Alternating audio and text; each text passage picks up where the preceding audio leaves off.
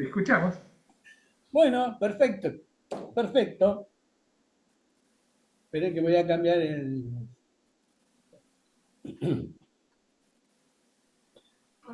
Seguramente Ángel me pone como... Ah, está bien, puedo compartir.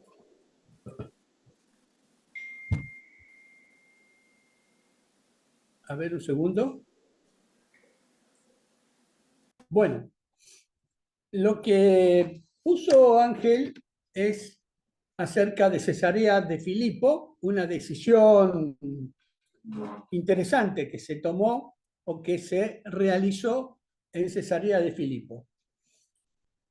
Yo voy a compartir unas fotos. Lamento porque muchas de las que tenía no sé dónde están, pero sí pude conseguir otras similares. Así que la idea es eh, presentarles esto y comparto pantalla y voy comentando a qué se debe esta propuesta de una charla, un diálogo breve.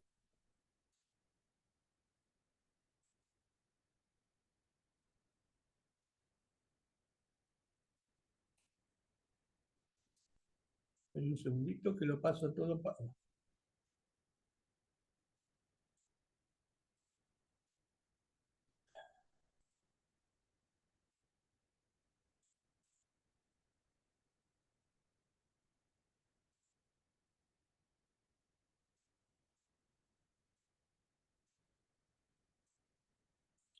Bueno,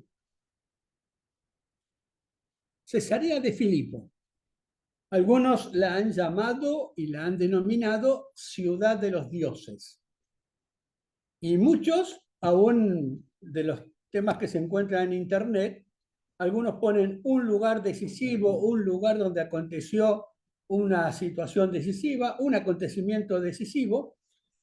Y esta ciudad es también conocida como Baal-Gad, Banias, Baniyas, Barias, Belinas, Cesarea Neronias, Cesarea de Filipo, Cesarea Paneas, Cesarea Panias, Sebaste, Keisarión, Kisrin, Medinato Dan, Misar Dan, Neronias, Pamias, Paneas, Paneia, Paneión, Panias, Panium. Bueno, muchos nombres a lo largo de la historia.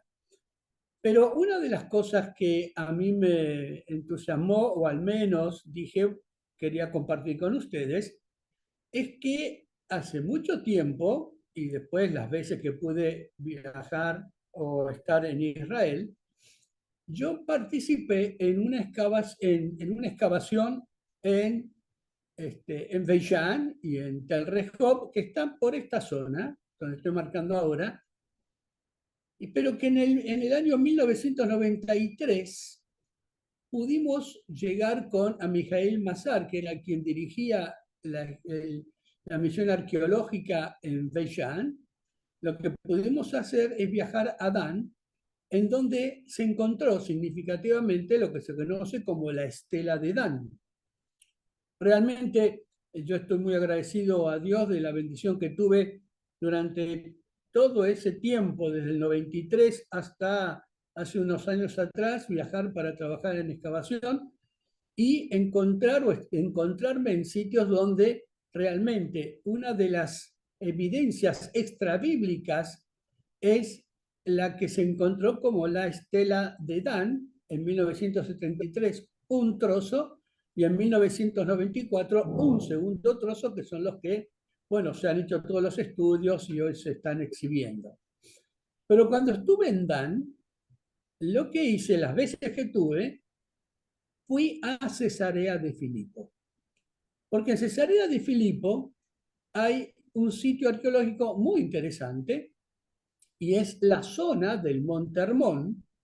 Y entonces quería compartir lo que viví muchas veces en Cesarea de Filipo y también recordar el texto precisamente cuando Jesús sale de Bethsaida y deja la parte de Galilea en donde es la zona de Israel y se va más hacia la zona gentil y netamente gentil, hasta llegar a esta zona de Cesarea de Filipo, donde va a haber un diálogo interesante, al menos como para sacar algunas definiciones con respecto a esto. En este sitio, ¿no?, Herodes construyó un templo en honor al emperador César Augusto, y antes de morir dividió su reino entre sus 3 hijos. La historia es muy amplia, yo les sugiero después algunos sitios donde poder encontrar un detalle de larga antigüedad, pero la dividió entre sus 3 hijos. Banias fue destinada a Filipo, quien la hizo capital de su reino, dándole el nombre de Cesarea de Filipo, para distinguirla de Cesarea Marítima en la costa del Mediterráneo, que era otro de los hijos de Herodes. Durante su dominio, la región se desarrolló económica y culturalmente, se acuñaron monedas, se construyeron templos, baños, teatros y otros edificios públicos que se encuentran en ese sitio. Aquí tuvo lugar un hecho importantísimo para el cristianismo. Jesús pasó por aquí y le preguntó a sus discípulos cómo era percibido por las personas, por la gente. Y al final les dirigió la misma pregunta a ellos. ¿Y vosotros? ¿Quién decís que soy yo? ¿Bien? Este es el encuadre en cuanto a este suceso que se va a dar en Cesarea de Filipo.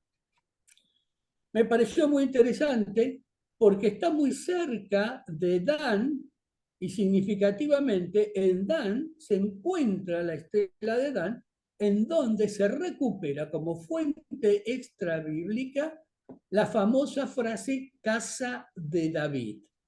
Es como para poder entender también que hay elementos suficientemente claros como para poder definir que en aquel momento que se estaba discutiendo acerca de David y Salomón como monarquía unida, si habían existido o correspondían al tiempo de Josías, especialmente dentro de la línea de Filkestein o la Escuela de Copenhague o los minimalistas. Aquí tenemos una fuente que atestigua, aunque se pasó gran discusión si estaba escrito de esa manera o no, pero dice claramente la casa de David. Por lo tanto, es un sitio interesante y me pareció importante entonces relacionar esto. El lugar arqueológico de Cesarea de Filipo se encuentra precisamente en la base del Monte Hermón. El Monte Hermón es de alrededor de 2.700 metros. Esto le da la posibilidad de que uno pueda visualizarlo desde lejos, ¿no? Especialmente lo interesante a la geografía y los fenómenos que también se producen en el Monte Hermón. Es decir, son los altos del Golán, cerca de la frontera con Siria y el Líbano. Quien lo visita o quien puede ir hasta ese sitio tiene la posibilidad de ver las ruinas de épocas diferentes, antiguos edificios de palacios, hay un antiguo molino de agua que está en función, la gruta de Pan y también tocar especialmente, y esto es significativo, las refrescantes aguas del río Hermón. Sobre todo, el lugar indica entonces el momento en el cual aquí se produce un diálogo y una comprensión acerca de la identidad de Cristo y algunos también dicen la misión de Pedro. Esta es una foto pirateada, digamos, y un poco difusa, pero la idea es que podamos apreciar lo rocoso del sitio y las fuentes de agua que precisamente van a contribuir o van a drenar en lo que va a ser el Jordán, que precisamente va a producir ese valle fértil, ¿no?, con ese río que va a ir hasta el lago de Tiberíades y va a continuar su derrotero hasta el Mar Muerto. Por lo tanto, una de las cosas que podemos ver aquí también es la zona y cómo se puede visualizar. Estas son las ruinas que les hablaba del Palacio de Herodes que en su momento construyó, y posteriormente también Filipo va a construir un palacio en donde se lo podía apreciar, y algunos dicen especialmente muy hermoso. Bien, entonces, aquí vemos otras evidencias que nos brinda el trabajo de arqueología, toda la explanada que se está trabajando, lo rocoso, esa pared rocosa que tiene, creo que aproximadamente unos 80 metros, y una cueva que es de la que vamos a hablar posteriormente. Nuevamente, restos. Bien. Bueno, como les mencioné, está situada a 40 kilómetros al norte del lago de Galilea, al pie del Monte Hermón. Cesarea de Filipo es el lugar de uno de los más grandes manantiales que alimenta el río Jordán. Y esta abundante reserva de agua ha hecho al área bastante fértil y atractiva para el culto religioso. Recuerden que donde hay abundante agua y fertilidad, acostumbraban a darse cultos o expresiones religiosas. En los periodos helénicos y romanos fueron construidos numerosos templos en este sitio. Aparentemente es conocida como Baal Hermón o Baal Gad en el período, digamos, de la tierra de Israel o Antiguo Testamento, y con su abundancia de agua, no nos debe sorprender que la ciudad de Dan y Cesarea de Filipo atrajeran a grupos de personas para asentarse ahí. Contaban con los recursos y el sitio les brindaba lo necesario: una tierra fértil y abundante agua. Un dato interesante cuando hablamos de Dan es recordar que cuando el reino, después de la monarquía unida, esos 80 años de David y Salomón, ¿no?, y la división del reino con Roboán en la zona sur y Jeroboán en el norte, ¿no?, allá por el 932, 930, Jeroboán, hijo de Nabat, dispuso 2 lugares de adoración en el reino del norte. Y en esos lugares elaboró o presentó 2 becerros de oro en cada sitio. Se encuentra en Primera de Reyes, capítulo 12, versículos 25 al 33. Un becerro fue establecido en Dan y otro becerro fue establecido en Betel. La intención de Jeroboam era poder evitar que la gente del reino del norte viajara hacia Jerusalén, que estaba en el reino del sur, con el cual las relaciones eran sumamente tirantes, conflictivas, guerreras, ¿no?, y no siempre terminaron bien. Ahora, esta actitud de tener estos 2 lugares, lógicamente, después vamos a ver, o ustedes conocen, todo el derrotero del Reino del Norte que va a terminar yendo a cautiverio allá en el año 722.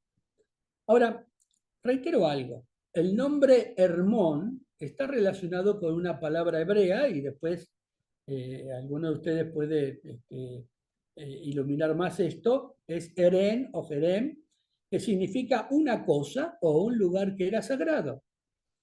Y lo que tenemos son evidencias tanto del texto bíblico como de fuentes extrabíblicas de que esta gran montaña se consideraba tradicionalmente como suelo sagrado. Precisamente lo que reiteré es su formidable altura y la abundancia de agua contribuían con aquel sentido de santidad o de buscar los lugares altos en los cuales se hacían, especialmente Baal, sus cultos de adoración. Parte de la ciudad de Cesarea de Filipo. Algunos dicen Jesús, no sabemos si estuvo por ahí; otros dicen sí, porque se produce este diálogo, pero bueno, es una cuestión de tomar una decisión cada uno. Pero en realidad, Cesarea de Filipo era un lugar oscuro y un sitio muy pagano, pues en realidad allí, desde los tiempos antiguos, del Antiguo Testamento, del Antiguo Israel, había un altar dedicado a Baal, que era el dios de los cananeos. Más tarde, los griegos edificaron otro dedicado a Pan, dios de la naturaleza, la fertilidad, la sexualidad, y llamaron a aquel sitio Panias, ciudad de pan. Aquí hay una cosa muy interesante. Hoy se le dice Banias porque en el árabe la palabra P suena como B. Y yo recuerdo que una vuelta que estuve en Jericó y estaba preguntando por el parque arqueológico, ¿no? Estaba en la comisaría y le decía que buscaba el parque. Ellos me decían, bar. Le digo, no, bar no, park, ¿no? Hasta que me preguntaron el nombre y yo le dije Pedro y me dijeron, ah, Pedro. Entonces ahí entendemos que era lo que estábamos buscando. Bañas es exactamente Bañas hoy en día. En este sitio, esto que se conoce como, esperen que se conoce como la Gruta de Pan, y quiero mostrarles algo interesante aquí, precisamente, es que en las palabras de Josefo, y ahí pongo la cita que ustedes pueden también ubicarla, el lugar es llamado Panión. En este punto, dice Josefo, una montaña alcanza su cumbre a una inmensa elevación en lo alto. En la base del acantilado hay una apertura hacia una caverna cubierta. Dentro de esta, hundiéndose hacia una profundidad inmensurable, hay un abismo, albergando un volumen de agua estancada cuyo fondo ninguna línea de sondeo ha sido lo suficientemente larga como para alcanzar la profundidad. Fuera y debajo de la caverna se elevan los manantiales que algunos consideran surge el Jordán. Esto está en las guerras judías, punto 403-401. Pan es el dios mitad hombre y mitad cabra, dios del miedo. De ahí la palabra que usamos, pánico. De ahí proviene la palabra pánico. Es a menudo representado tocando la flauta, ¿no? Ahora, el manantial surgía o emergía de la gran cueva y se convirtió en un centro de culto pagano. Y una de las cosas interesantes, o al menos, perdón, a ver, ya voy. Bueno, una de las cosas interesantes es que en la pared rocosa,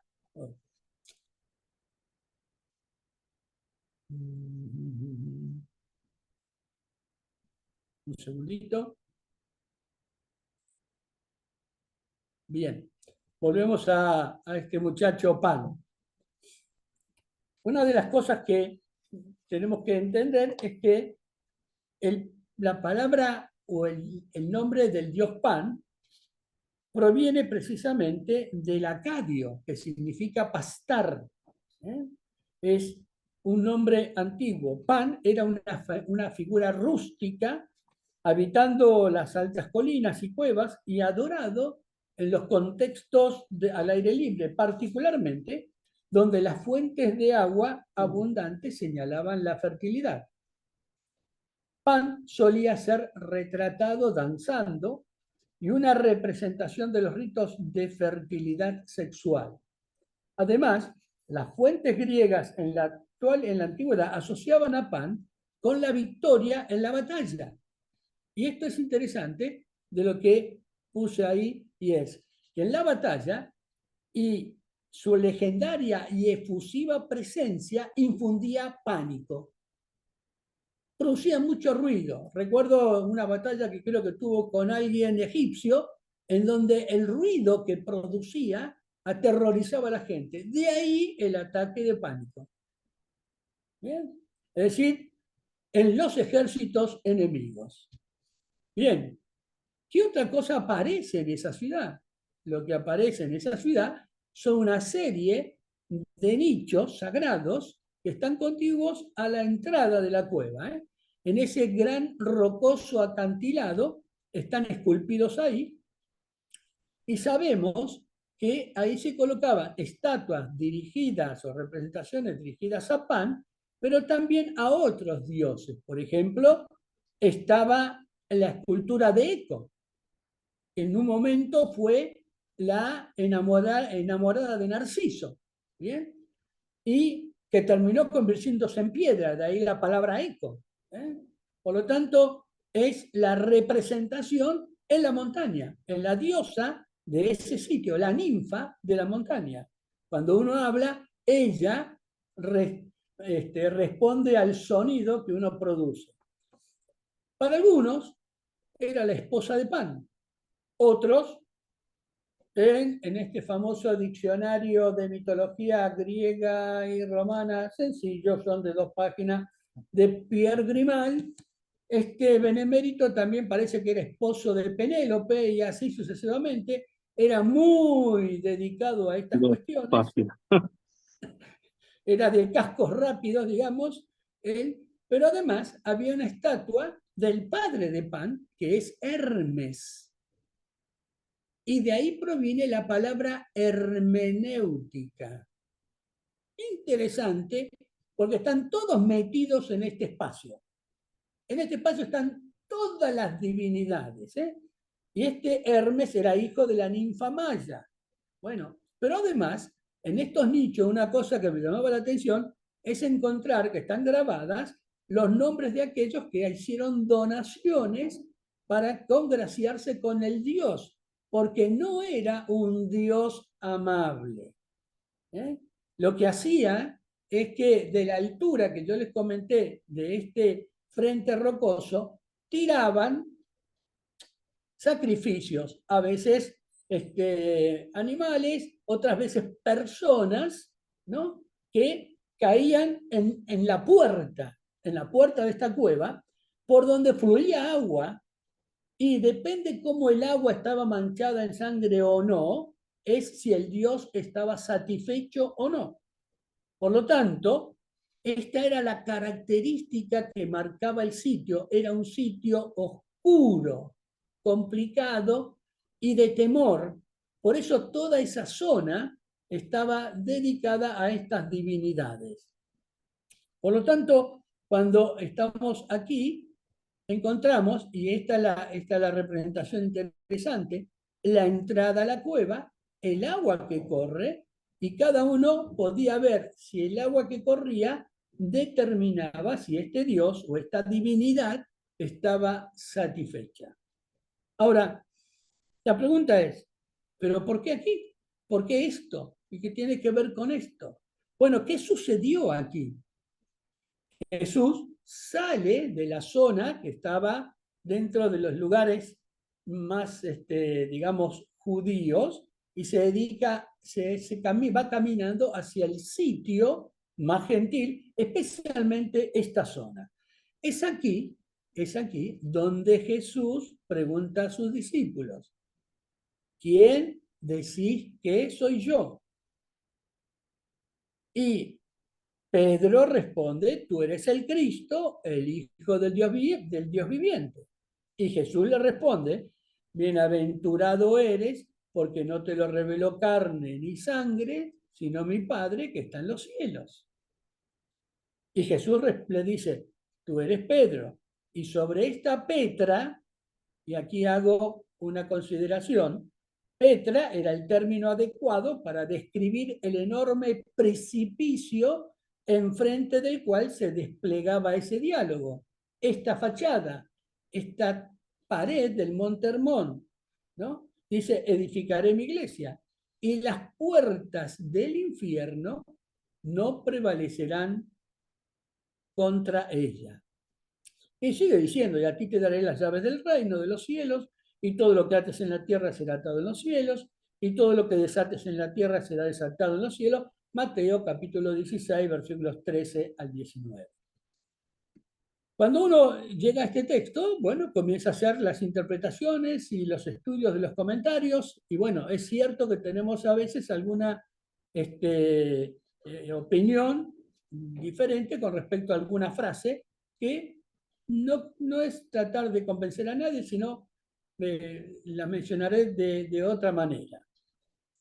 Jesús lo que quería es que sus discípulos tuviesen en claro quién era Él, su persona, y además lo que Él iba a hacer, su obra. Y entonces uno puede pensar, nosotros podemos diferenciar la obra de Él y de su persona, pero jamás se pueden separar ambas. De hecho, es imposible conocer su obra sin saber quién es Él. Y a la vez es imposible saber y conocer quién es Él sin saber exactamente lo que iba a hacer y lo que realmente hizo. Por lo tanto, ¿por qué en este lugar? ¿Por qué Jesús lo lleva en este lugar? Y esto me hace pensar, y lo que hoy en día se comenta y se estudia, son los contextos en los cuales el texto se realiza. Por eso mencionaba lo de Dan, ¿no? Y cuando estuve en Dan, encontrar la estela de Dan que dice Casa de David, pero tener la referencia de Jeroboam armando en el reino del norte dos centros de culto, Dan y Betel, con becerros de oro, como para decir, conformo a uno y a otros, es decir, un sincretismo religioso, digo, bueno, había que entender el contexto y había que entender qué es lo que estaba viviendo el reino del norte con respecto al reino del sur y el reino del sur con respecto al reino del norte. Es que aquí lo que se produce es que él, Jesús, deliberada e intencionalmente fue hasta el lugar lleno de expresiones paganas, de ídolos, de falsas deidades, para proclamar, o al menos preguntar, interrogar y dialogar con sus discípulos que solamente Él es digno de ser llamado, tratado, honrado y considerado como el Hijo de Dios. De ahí la confesión de Pedro, en el mismo ambiente, y que suena y resuena en ese ambiente en donde está la puerta de la cueva, que ahora vamos a ver cómo se denominaba, en donde están los nichos de los dioses que contemplaban ese panorama, en donde está la altura de donde se arrojaban las ofrendas, en donde está el agua que circulaba para saber si en esas profundidades, y las profundidades son el Hades, el dios estaba satisfecho. Es que en medio de las imágenes de piedras muertas que los rodeaban en Cesarea de Filipo, Pedro declaró que Jesús era el Hijo del Dios viviente, desafiando tanto a los dioses de aquel sitio como a los dioses del mundo, como también a aquellos que eran los sufrientes, las personas que iban a ese lugar a sufrir para saber si el sacrificio que estaban haciendo había llegado a satisfacer la voracidad del dios Pan. Por lo tanto, le adoraban temiendo, ¿saben qué? La venganza. Temiendo la venganza. Porque más adelante se va a levantar un altar a Némesis, que es la diosa de la venganza. Por lo tanto, el contexto daba para que Jesús le dijera a sus discípulos, yo soy esta persona. Porque Jesús era la vida. Y Dios es vida. Por lo tanto, estaban frente a algo plagado de otras divinidades, encontrando la salida, ¿no?, sana, satisfactoria para su vida. Y Jesús hace una aclaración también aquí.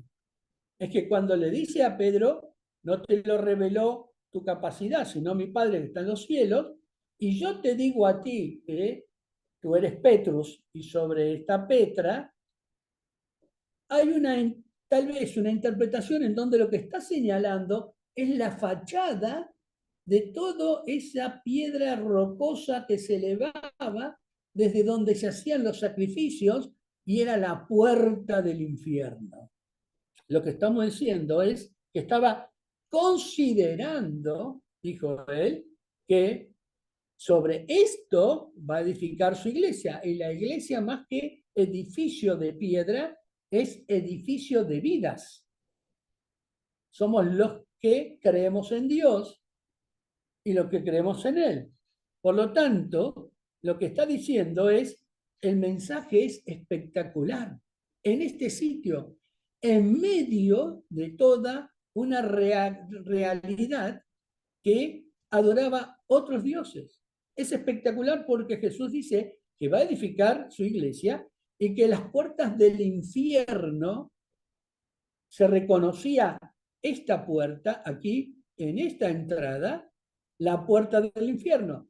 Y Josefo decía que había una profundidad que era la puerta del Hades, ¿no? La puerta de esa cueva, la de Pan, la del mismo Hades. Y permítame que les recuerde que en la mitología griega, Poseidón es el que tiene el dominio del mar.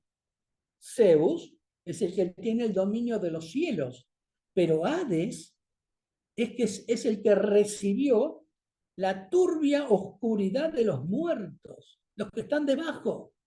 ¿Bien? Y era el más despiadado e inflexible de todos los dioses, el que más odiaba a los humanos. Y Jesús está diciendo ahí algo. Miren, los creyentes, la iglesia, sinagoga, templo, los creyentes, esta iglesia, ¿no? Las puertas del Hades no van a poder con ella y contra ella. Y lo está diciendo en el mismísimo lugar donde las personas reconocían ese sitio. Por lo tanto, cito una frase que dice, en otras palabras, quizá Jesús declaró que edificaría su iglesia contra esta cara de la roca con todos sus grabados y nichos, consagrados a dioses y diosas, todo lo cual representaba desenmascarar y aplastar la falsedad. La iglesia habría de estar a la ofensiva contra las acciones destructivas del mundo que roban y socavan la vida de las personas y la esperanza. Esa esperanza que, como Pablo nos habló el martes pasado, como hablamos el martes pasado, es una esperanza que no nos defrauda. Y lo interesante de esto es que Jesús no fue al templo. Jesús se dirigió con los suyos al lugar más pagano, más oscuro, más demoníaco, y se detuvieron ante la puerta principal del Hades, esta, ahí, que todos reconocían, y allí la señaló, y proclamó que él, y solo él, triunfaría sobre las fuerzas del mal. Y que, también voy a citar, para nosotros hoy, para los que creemos en Hashem, para los que sentimos que Él es nuestro Dios, lo que nos une y que es nuestra esperanza, es que ni las persecuciones feroces que se puedan dar, ni los programas anticristianos y judíos como los que hemos vivido últimamente, ni las conspiraciones, ni aún esos modos de idear o estratagemas humanas, ni las mismas fuerzas del mal que tenían el imperio de la muerte, podrán detener o detenernos, frenarnos o impedir que avance el plano o el plan de Dios, que es redimir al ser humano, varón y mujer. Por eso las puertas del Hades, del infierno, no podrán con nosotros y contra nosotros.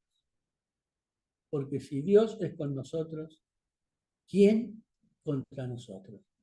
Porque los que aman a Dios, todas las cosas les ayudan a bien.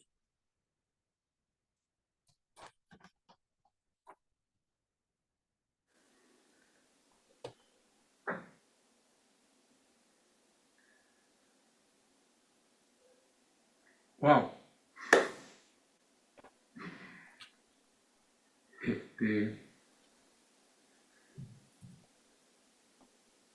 Bueno, Pedro, muchísimas gracias por aportarnos, junto a tu palabra inspirada, información que en este grupo solo podía venir de vos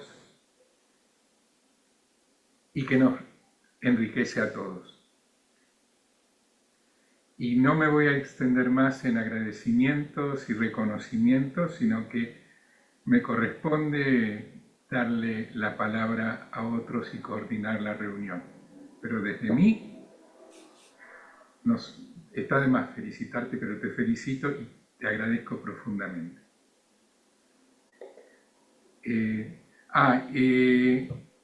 Pimpa había intentado comunicarse y no puede conectar el audio, entonces... Ya estoy, ahora sí estoy. Listo, ya está, buenísimo, bueno. Pero cuando ha terminado, ¿qué cosa? ¿Qué vamos a hacer? ¿Quién tiene algún comentario, devolución, pregunta para hacerle a Pedro?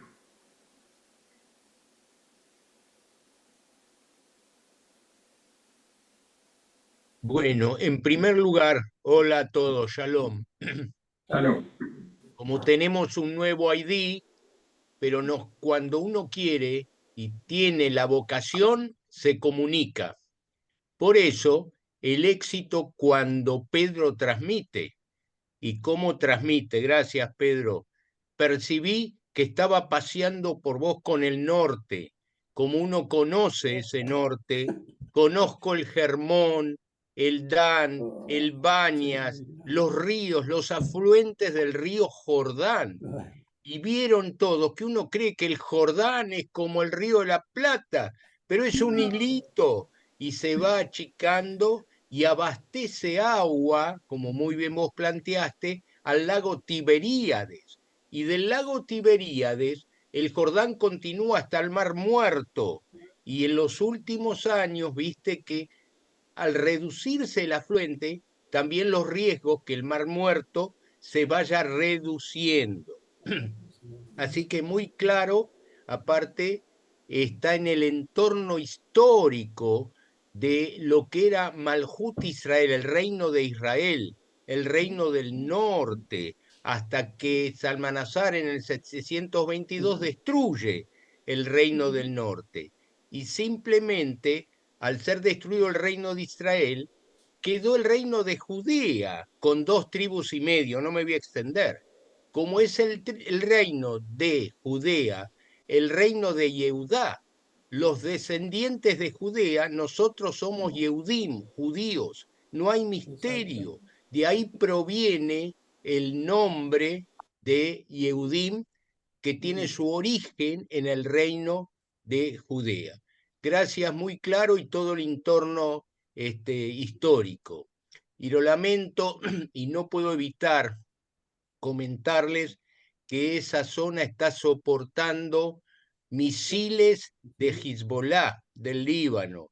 Así que bueno, están muy afectados y bueno, kibutzim, granjas, etcétera, de esa zona cerca del Germón, tuvieron que abandonar ese lugar precisamente por el riesgo de los misiles que están llegando por Hezbollah, por el terrorismo desde el Líbano.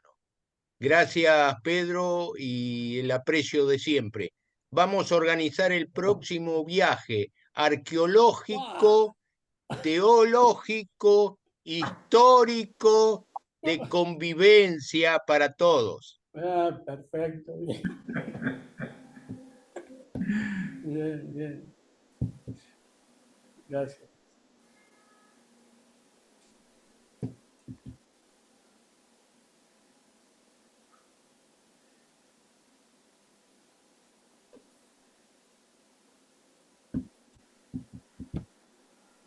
Quiero agradecerle a Pedro porque con toda la explicación, su narración, los detalles, nos hace desear conocer la zona y nos lleva al lugar y nos da esas explicaciones de el contexto en el cual se escribe el texto que nosotros manejamos.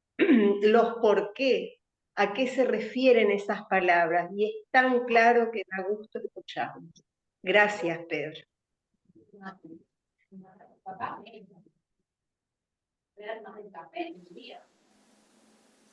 Sí, adelante, Aurora. Gracias, Silvia. ¿Qué tal? Buenas noches. Yo entré un poquito tarde, pero alcancé a escucharte la última partecita, Pedro. Y bueno, como siempre, muy interesante. Vos sos un muy buen investigador y tenés datos muy contundentes en todo lo que expresás. Y bueno, realmente maravilloso, ¿no? Para nosotros que podemos seguir aprendiendo. Y vos sabés que a mí me llamó la atención cuando estuve en Roma, de las ruinas de los templos cristianos, que en un momento eran cristianos por un periodo, unos años, y después volvían al paganismo, ¿no? Después eran templos paganos. Después se recuperaban esos templos y volvían a ser cristianos, ¿no? Entonces, bueno, uno le da que pensar también, ¿no? En las culturas que fueron también, que estuvieron en esos lugares, en esos espacios, y cómo influenciaban con sus creencias también, con sus conductas, con sus valores, ¿no? Para que hubiese ese intercambio. Y gracias también, Pedro, por ubicarnos también en el contexto y en la interpretación, ¿no? También que, bueno, muchas veces uno sigue una interpretación de lo que ha estudiado, le han enseñado, pero qué bueno es ubicarse en el lugar y aprender el significado real que tienen las cosas también, ¿no? Para que de ahí uno comience entonces a continuar con la investigación también y de pronto descubre cosas nuevas, ¿no? Cosas nuevas e interesantes. Así que muchas gracias, Pedro. Gracias. Ustedes saben que hay en el sitio, yo no lo comenté porque si no se iba a ser muy largo, muy extenso, pero se han encontrado sobre esa base donde está la cueva, más abajo, templos cristianos, y que llegaron hasta el siglo IV. Y Eusebio de Cesarea menciona que es muy probable que en ese sitio, y hay un cartel ahora que se ha colocado, en donde se menciona aquel milagro de la mujer que tenía pérdida de sangre, que toca el manto de Jesús. Y entonces dicen que era probable que podría ser en una de esas iglesias, de ese sitio. Otros dicen que, bueno, era más grande. Y últimamente se está encontrando otro sitio más grande que también es una iglesia. ¿Bien? Es decir, que hay actividad permanente en las diferentes capas de la Tierra, de la historia, con respecto a lo que fue el periodo del Reino del Norte, lógicamente con todas las situaciones, la recuperación, luego el periodo griego y luego el periodo romano, y así encontrando diferentes momentos.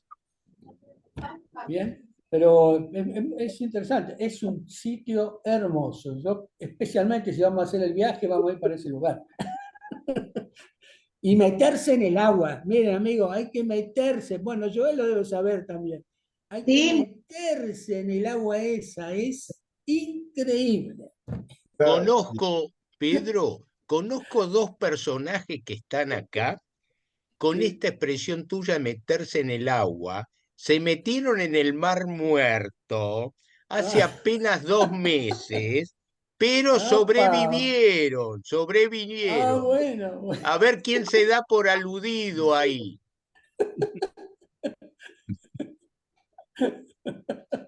Bueno, está bien eso, bueno, es todo un desafío. Es interesante. Bueno, enfrente del Yo, Mar yo quería recordar algo, Muerto, Pedro. sí, No, perdón. Bueno, primero ante todo, sí, sí, muchísimas gracias. He aprendido mucho desde tu perspectiva. Y bueno, siempre agradecido por tus aportes. Lo que yo quería recordar es de que tuve un problema con Cesarea de Filipo, porque Jesús viene de Cesarea de Filipo a Jerusalén. Y ahí pasan 6 días. y 8 días dice el otro Y 8 días evangelista. el otro, Lucas dice 8. Entonces, digo, ¿cómo puede ser tan rápido? Aunque vengan en caballo, camello, podrían ser, pero y empecé a preguntarle a arqueólogos, a historiadores, Sí, decime, ¿se puede venir caminando de Cesarea de Filipo a Jerusalén en 6 días? Todos me contaron que sí, sí, sí, caminando. sí. Y eso es interesante. Porque todo depende de cómo, por dónde vienen. ¿Por Bueno, por esto dónde lo viene? conocés Claro, mejor. Claro, esto lo conocés claro. mejor por ser de la zona, pero es cierto. Los Puede que, ser puede ser, hay 3 caminos. La vía Maris, que por sí, el lado sí, del mar, el camino claro, del medio, que por los montes de Judea, y por la llanura del Jordán, sí, que hay sí, que subir claro. después. Así que no sé por dónde vinieron, pero lo que sí es En 6 interesante días es llegan. de que Que en llegaron 6 días a, podían ser. claro, entonces dice de que hay una parte que dice que vino de Samaria a Galilea y a la ciudad de Jerusalén. Y ahí se me planteó un problema, como Samaria está al norte y Galilea, perdón, Galilea está al norte de Samaria, no Al al sur. norte de Samar, claro. Entonces, ¿cómo puede ser que el texto diga eso? Bueno, me rompí buscando soluciones hasta que una chica, una guía turística, me dijo, y después fui a unas fuentes de los franciscanos y estaba Sí, todo sí, clarito, claro, sí. de que hay una Galilea en el Monte de los Olivos. Claro. Billy y Galilei son gente del Monte de los Olivos, que estaba ahí en ese momento. Ahí se me resolvió el problema. Me llevó 2 años hasta que terminé el artículo, porque hasta que no resolví el problema, eso no podía hacer nada. Porque Así que, es interesante, Joel, lo que decís, que es precisamente cuando leemos los textos, bueno, gracias a Dios, ahora los estamos leyendo con mayor amplitud. Y uno de los temas es que, como sabemos el final, por ejemplo, yo el otro día di un curso sobre historia, precisamente del Reino del Norte, Reino del Sur, etcétera, etcétera. Lo que me pasaba con los estudiantes es que sabían el final. Les digo, en el ¿cómo final. ustedes ya saben el final? Si no, todavía no apareció el que los iba a llevar a cautiverio. ¿Por qué razón? Y esto es lo que nos sucede. Lo que nosotros tenemos que tratar de ver es inhibir eso de conocer el final para ir llevando el texto. Interesante. Lo de los 6 días, 8 días, porque uno lo escribe así y el otro lo escribe de otra manera, ¿no? Bueno, yo también entiendo que este texto ha traído parte de Petrus, Petra, ¿no? Luego voy a sincerar algo una vez que estemos aquí, si me permite compartir pantalla para que se queden tranquilos, que hay un dato que también lo podemos aceptar dentro de diferentes interpretaciones, ¿no? Es decir, pero después se los voy a mostrar para que se queden tranquilos. Pero me parece que es interesante entender el contexto y la forma. Por eso Dan y Cesarea de Filipo están cerca. Es interesante todo lo que vivió Dan y lo que le ocurrió a Dan para poder obtener su tierra, que al final no lo pudo hacer, ¿cierto? ¿No? Y Cesarea de Filipo el trayecto, porque es mucho más definido en cuanto a la historia, lo que va viviendo. Pero fue a ese sitio. Hay un sitio que está ahí, y uno tiene esto que decía Beni, y bueno, ustedes, cuando lo vemos, cuando estamos ahí, claro, quedamos despavoridos con algunas cosas. La gente iba, se tiraba de arriba, caía en la puerta, era la puerta del Hades. Hades no es un nombre, Hades es el dios de los infiernos, ¿no? Estaba en la profundidad de la cueva, brotaba el agua que va después al Jordán, y lógicamente con el sacrificio el agua salía manchada en sangre. Y los que interpretaban, si estaba satisfecho el dios, y si no había que tirar otro. Es decir, y nuestro Dios, el Dios en el cual nosotros aquí todos creemos, no es un Dios de venganza y de muerte, es un Dios de vida. Aún en el sacrificio es vida, porque tiene un sentido. Es parte de eso. Y el pan, porque lo otro es la partícula griega pan, que significa todo. De ahí Peter Pan, o Pedro Pan, ¿no? Que es paz, pan, todo. Pero también este Dios tenía sus particularidades. Pero el otro día, Pablo dijo, la esperanza no defrauda.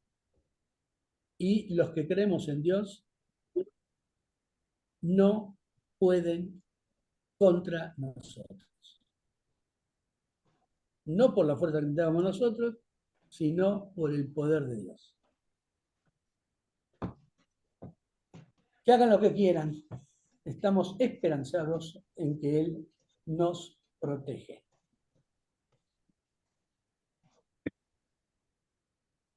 Y me permiten, miren, ya se lo voy a mostrar. A ver.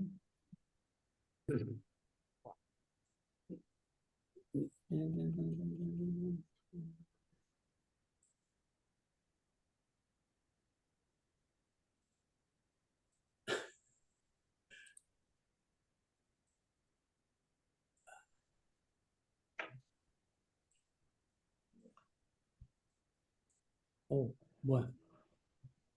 Lo corro para este lado. Miren, ahí dice: Sumo Pontífices in ac Basilica sepulti. Miren quién está primero. ¿Lo ven ahí? ¿Quién es el primerito aquí? ¿Quién es el primero en la lista? Petrus. San Pedro. Bien, ¿quiere que se lo muestre de vuelta? Petrus. Miren, cuando yo fui la primera vez, cuando viajé hace muchos años por primera vez, yo quiero ir al Vaticano, quiero bajar y ver la placa en donde dice Petrus es el primer papa.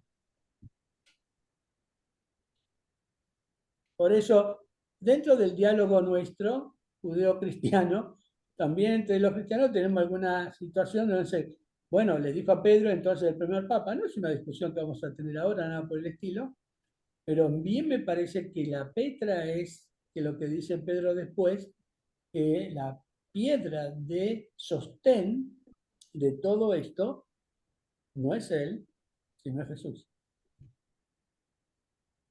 Pero yo no me metí en eso, por respeto a todos, era para otro Ateneo en este sentido, ¿no?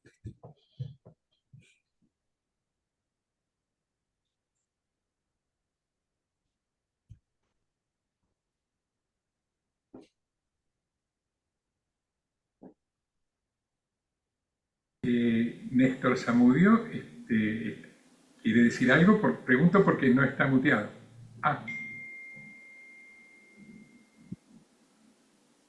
Ahora está muteado, no lo oímos, recién no estaba. Acabo de hacer un ping, ahí apareció mi cara, que no quería que aparezca, pero apareció.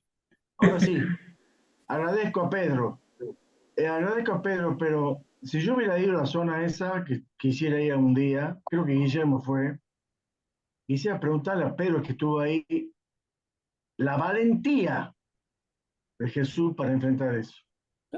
Perfecto. Escúcheme, y si pierde, si el reino de Dios no lo apoya y pierde ahí él ante Hades y los demás demonios, se va al peor lugar del mundo a Sí, pelear, señor. me parece, yo no he leído esto, yo lo que escucho de Pedro, Sí, y de sí, Pedro Barreiro. sí, sí. Yo digo, bueno, no puede fracasar nunca, porque está, como dice Daniel Gaido, el reino de Dios es poderoso, pero va al peor lugar del mundo a enfrentarse con, no Satanás, con Hades, que es el peor, digamos, el diablo, el Satanás más oscuro y más benévolo. Y sin embargo, ahí me construye la iglesia. A mí me pareció muy interesante, pero la verdad que yo soy neófito, soy profano en esto, pero cada vez que escucho esto, quisiera profundizarlo, así que hay que buscar un poco de biografía, leerlo y profundizar para poder discutirlo Sí, sí. después, porque no tengo mucha herramienta. Pero bueno, esto es para ver que en el mundo hay gente valiente, nosotros debiéramos imitarlo por lo menos un poco, ¿no? Para que tengamos, digamos, en esta tierra la razón de existir con la valentía de Jesús. Eso nomás. Gracias.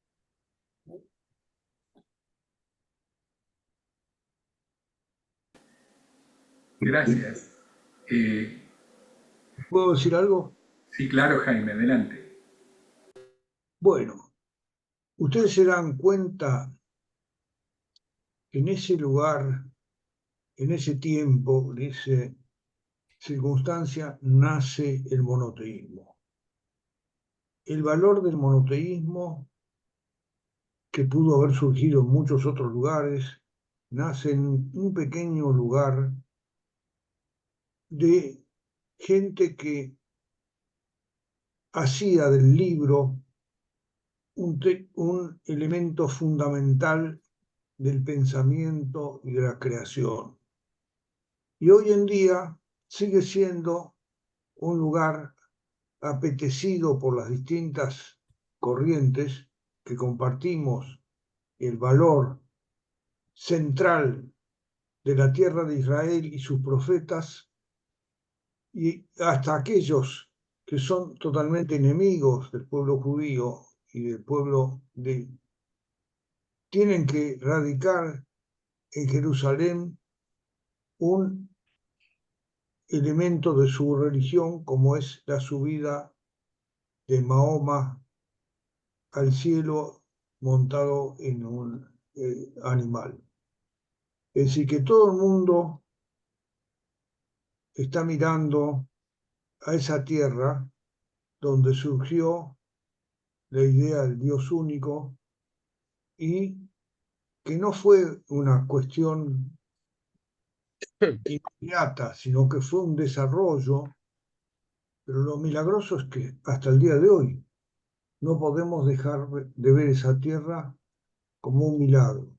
Todo lo que nos aportó el disertante de esta tarde es extraordinario porque ayuda a pensar cómo se forjó el desarrollo desde la idea de Abraham de un solo Dios hasta llegar a nuestros días. Así que muchísimas gracias por el aporte de Pedro y lo tomo como un acto sumamente significativo en mi historia y en mi cultura. Gracias.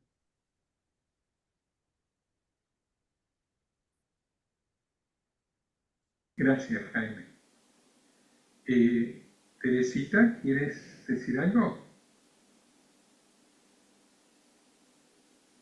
Estás muteada.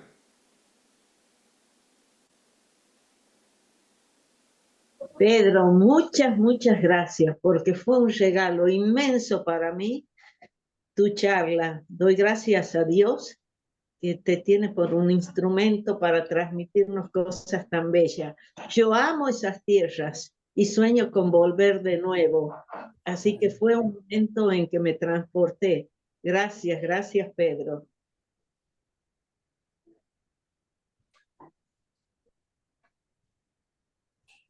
Gracias, Teresita. No sé, Daniel o Francisco, ¿quieren decir algo? Daniel, sí, ok. Sí, cómo no. Yo no me anoto para el viaje ese que están planeando. Tengo miedo que me quieran tirar de los nichos, eso.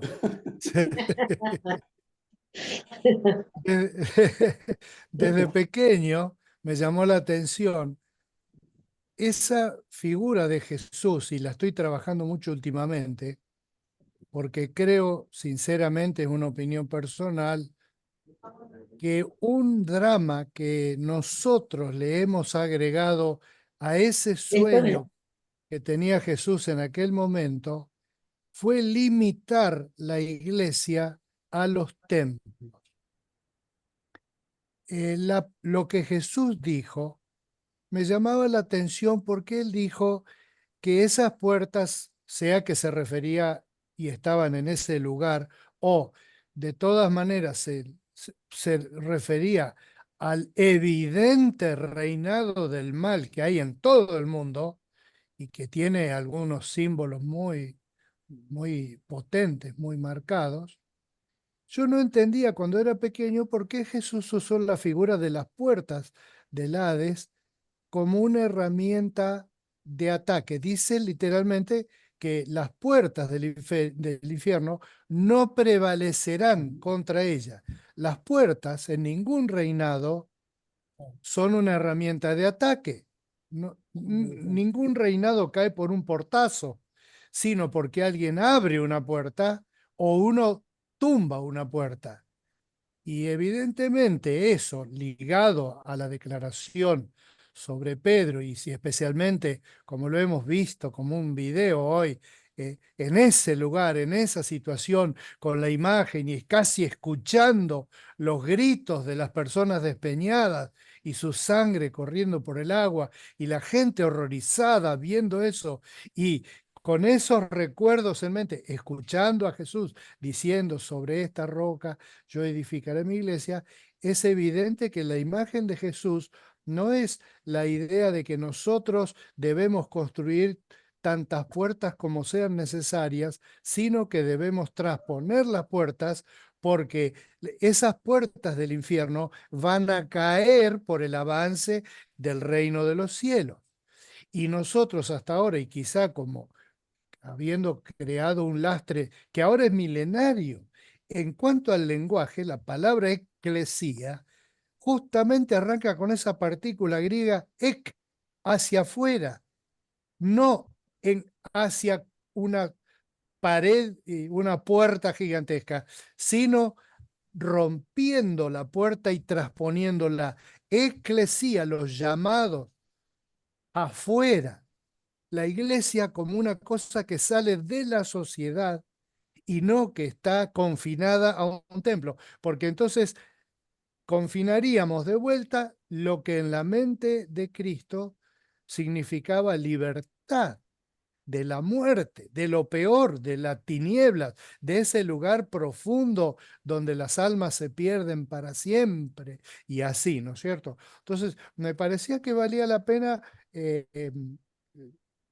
ver esa, digamos, yo he evolucionado con los años en mi cabeza, y eso que de chico me llamaba la atención como una cosa curiosa, ahora está en mi cabeza como un concepto mucho más claro, que la iglesia puede existir perfectamente, el judaísmo, todo, puede existir perfectamente sin edificios, por la sola vivencia espiritual de los creyentes, de las personas que están ligadas a través de la fe. Y esto es muy evidente. Uno siempre habla como cristiano, ¿no es cierto? Y con cierto cuidado, porque este es un grupo de respeto mutuo, y así como uno es respetado, también debe respetar, ¿no es cierto? Aún en las cosas que dice. Y yo no soy no serviría para embajador en ningún lado. Es cierto que nosotros deberíamos darnos cuenta que la iglesia cristiana que nació en Pentecostés nació como usando como templo, y nos engaña eso de que como mencionan templo, nosotros creemos que es templo cristiano, iglesia igual templo. Y la verdad es que la iglesia cristiana nació con iglesia igual templo de los judíos. No hay en el Nuevo Testamento, que yo sepa, no hay una referencia a un templo cristiano, aunque puede estar velada y no la vemos. Pero es muy interesante el tema ese de pensar en la eclesía griega, en la gente tomada de la misma población para volverla a la población con una misión. Y que eso, ¿se acuerdan? Cuando me tocó hablar, yo mencioné ese hecho de que justamente la eclesía, el ministerio que Dios da a su pueblo, escapa a los templos. En Abraham, en ti serán benditas todas las naciones. Y todas las naciones no quiere decir que haya templos en todos lados. Gracias por permitirme opinar. Me moría de ganas. El problema de la palabra, tal como dice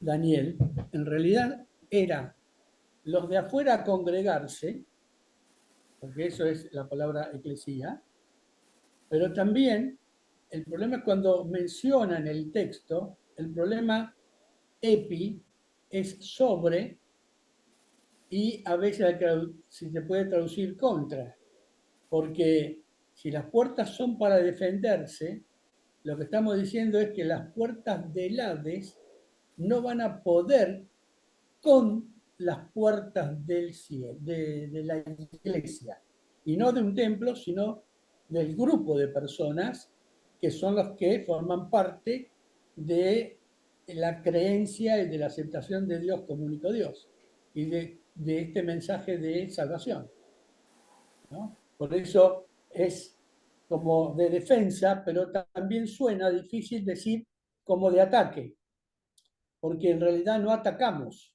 sino que proclamamos. Es decir, esas puertas del infierno no van a resistir al avance del propósito eterno de Dios de salvar de ese plan de salvación que tiene de redención con las personas que quieren creer en él. Ese sería el sentido, pero en el pueblo de Israel hay el Shaddai, es el Dios de las puertas. Y la palabra es interesante, el Ador, ¿no? Es el que cuida las puertas, que cuida al pueblo de Israel. Y cuando hablo del Shaddai, Shomer Daltot de Israel. Esa, Shomer sí. Daltot de Israel. Bien. Claro, es un acróstico. Claro. Claro. Es un acróstico, Joel, muy bien, de 3 letras.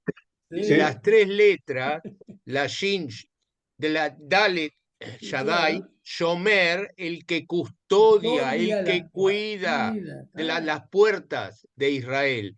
Por eso, cuando se coloca la mezuzá en el dintel de la puerta, está ese gráfico que es Shaddai. Disculpe.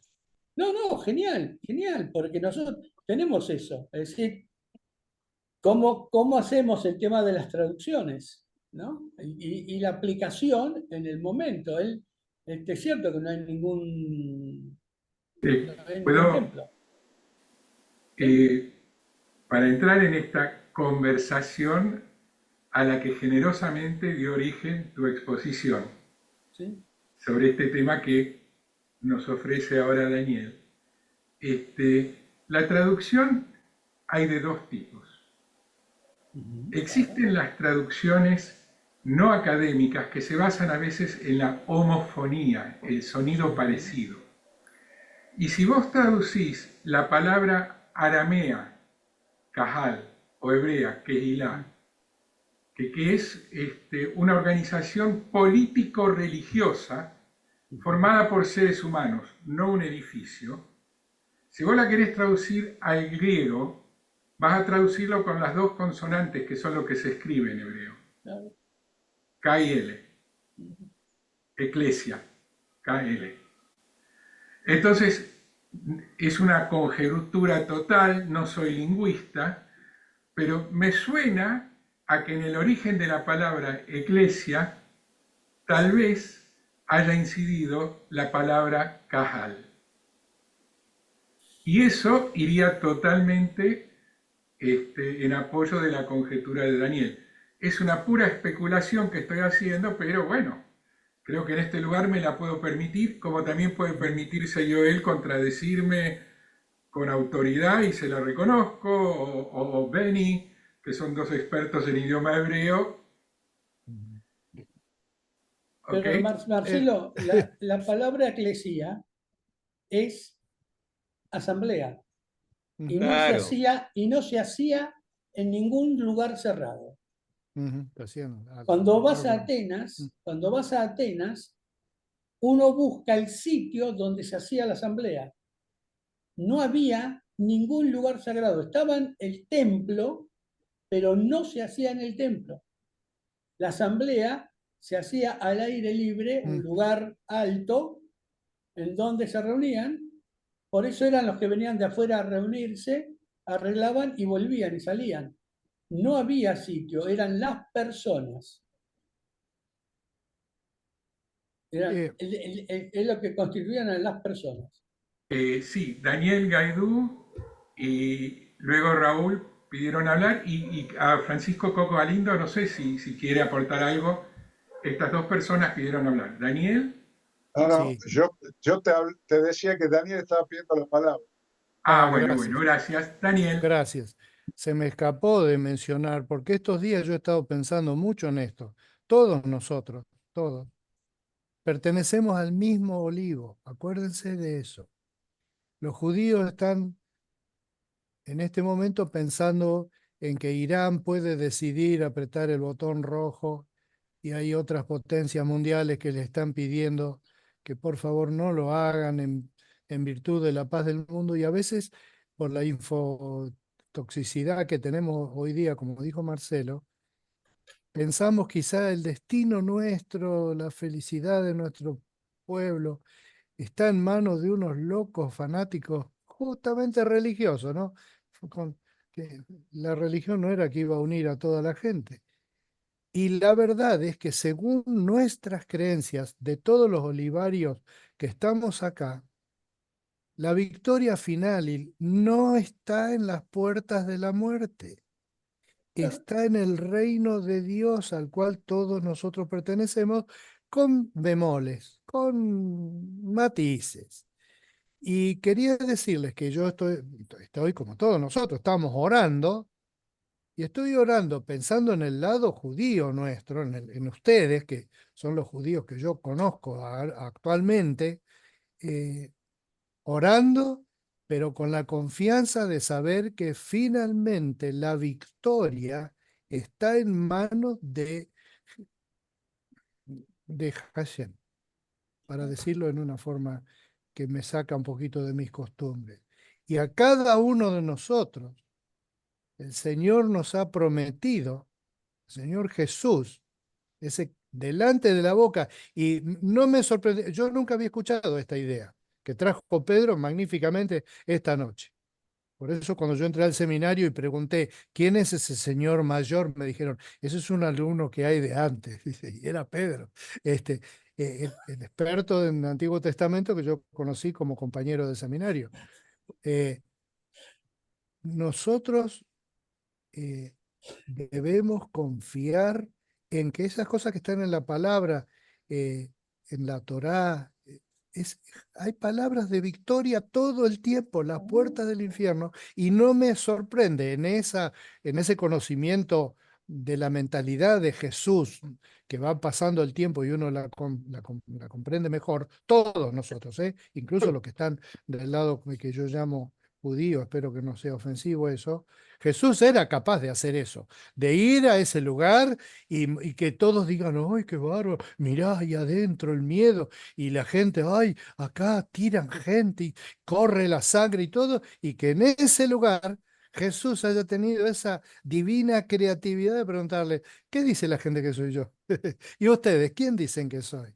Y que cuando Pedro responde sensatamente, pese a que él no era muy sensato, el Señor le pueda decir, mirá Pedro, vos sos una roca, sos cuadrado como un adoquín. Pero lo que acabas de decir en este lugar, en este contexto espiritual que está representado probablemente por ese escenario de terror y de muerte que hace pensar que ahí adentro de esas cuevas están todos los muertos flotando ahí en las tinieblas, que esto que lo otro, estamos nosotros acá, este grupete, parados para decir las puertas del infierno no prevalecerán. Y dentro de unos años, si nosotros, ya muchos de nosotros somos personas de edad, no sé si lo vamos a ver como espero y como ruego a Dios que lo haga, la victoria de Israel en su tierra en paz, pero aunque no lo veamos, sé que mis nietos lo verán, porque hay promesa de Dios y el que toca a un judío me toca a mí, porque somos del mismo olivo. Gracias, sí, perdonen. Muchas gracias a vos, Abuso. Daniel, muchas gracias. Se nota que tu nombre, Daniel, es coherente entre el pensamiento y la palabra, porque vos sos justicia, él divina. Gracias. Daniel Rubén, dice. Bueno. El hijo mayor, el hermano mayor. Claro. Vos dijiste que el de más edad era Pedro, pero... Digamos, para completar lo que vos decías, que el pueblo de Israel son las dos partes. Hoy, Sí, señor. circunstancialmente, Sí, el señor. Estado de Israel están los judíos, pero es para las dos partes. La Geulá viene cuando las partes se juntan en la tierra prometida. Israel, casa de Judá y gentiles.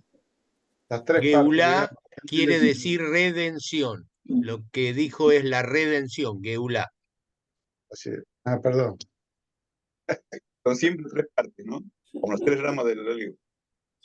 Casa de Judá, casa de Israel y gentiles. Que son los tres tipos de ovejas de Juan 10, ¿verdad? Mis ovejas, otras ovejas que no son de este redil. Los judíos dicen, ustedes no son mis ovejas.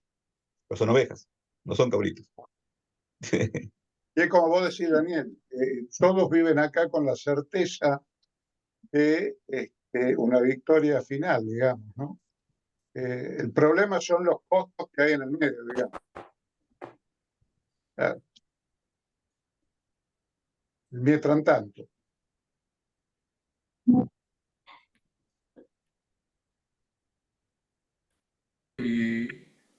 A Pimpa no la hemos escuchado, no sé si al principio no tenías audio. ¿Querés ahora tal vez compartir algo con nosotros? No escuché nada de lo que dijo Pedro, lamentablemente, pero todo lo que están diciendo ahora me parece hermosísimo y no dudo de lo que habrá dicho Pedro. Espero verlo en la grabación, porque no había caso, no podía entrar. Pero bueno, yo siempre agradecida también al grupo que me ha dado la posibilidad de pertenecer a él, este grupo que me ha abierto a mí las puertas y me abre las puertas del corazón. Gracias, Pimpa.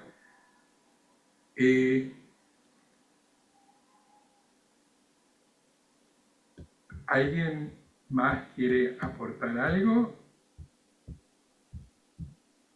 Es un poco una pena cerrar una reunión tan... Ya son las 8, diría Ángel, y ya nos tenemos que ir, y así diría Ángel, ¿no? Ya son las 20, Ángel, y ya tenemos que irnos. Entonces, vamos a aplaudir todos. Lo aplaudimos a Pedro, nos aplaudimos nosotros. Y por supuesto con Am Israel Jai y Shalom, Salam, paz para todos. Amén. Amén. Que esa sea nuestra plegaria de despedida hoy, ¿les parece bien? Bien. Muy bien.